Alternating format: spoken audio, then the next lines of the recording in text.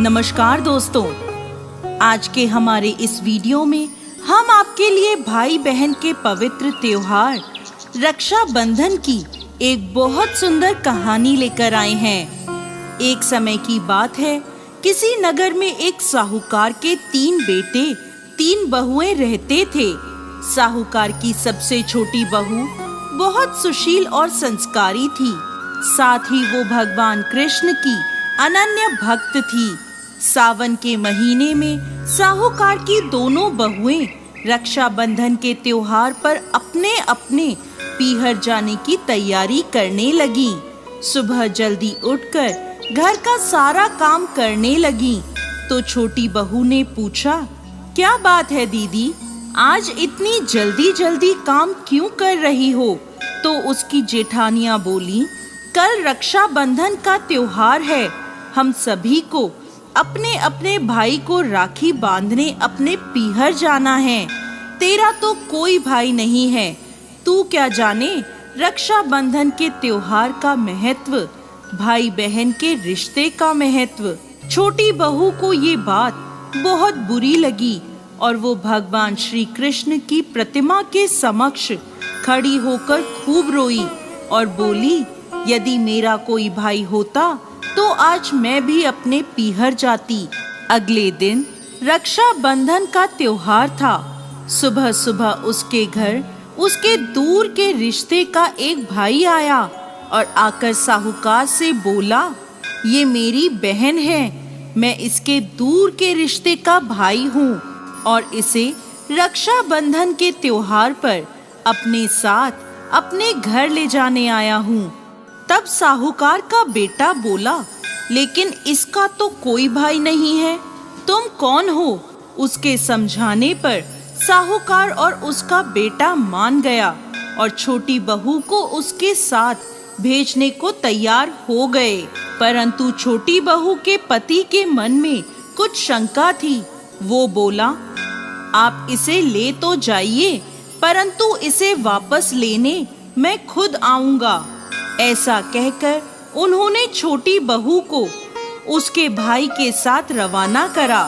रास्ते में चलते चलते छोटी बहू ने अपने भाई से कहा, भैया तुम इतने सालों तक कहाँ थे और पहले मुझसे रक्षाबंधन पर कभी राखी बंधवाने क्यों नहीं आए?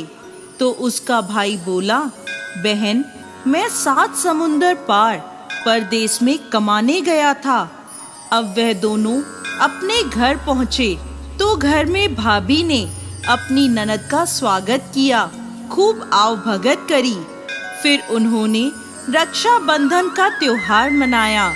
ऐसे ही हंसी खुशी समय बीत गया। एक दिन छोटी बहू का पति उसे लेने उसके घर आया। महल जैसा घर और ऐशो आराम देखकर वो चकित रह गया। भाई और भाभी ने उसकी खूब आवभगत करी। अगले दिन सुबह सुबह भाई और भाभी ने उसे उसके घर के लिए रवाना किया। विदा करते समय उसे खूब सोना चांदी, हीरे जवाहरात आदि दिए। थोड़ी दूर जाने पर छोटी बहू का पति बोला, अरे मैं गलती से अपना कुर्ता वहीं भूल आया हूँ।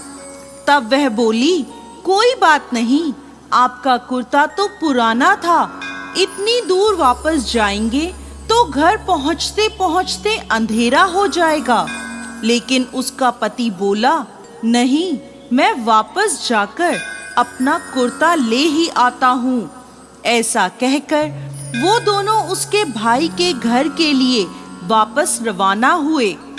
जैसे ही भाई के घर के पास पहुँचे तो वहां उन्होंने देखा, भाई के महल नुमा घर की जगह एक पीपल का बड़ा सा पेड़ है और उस पेड़ पर छोटी बहू के पति का कुर्ता टंगा है। ये देखकर वो बहुत नाराज हुआ और अपनी पत्नी से बोला, ये क्या काला जादू है? कौन था वो जो तेरा भाई बनकर तुझे यहाँ लेकर आया था? मुझे तो शुरू से ही शक था, इसीलिए मैं तुझे लेने आया था। बता कौन था वो? ऐसा कहकर वो छोटी बहू को मारने लगा। इतने में तेज प्रकाश के साथ भगवान श्री कृष्ण वहां स्वयं प्रकट हुए और बोले, मत मारो इसे, ये मेरी बहन है। हर साल रक्षाबंधन के त्योहार पर ये मुझे राखी बांधती आई है और अब मैंने इसका भाई होने का फर्ज निभाया है। इसे मैंने अपनी बहन माना है। छोटी बहू और उसका पति हाथ जोड़कर श्री कृष्ण के चरणों में गिर गए। जय श्री कृष्ण।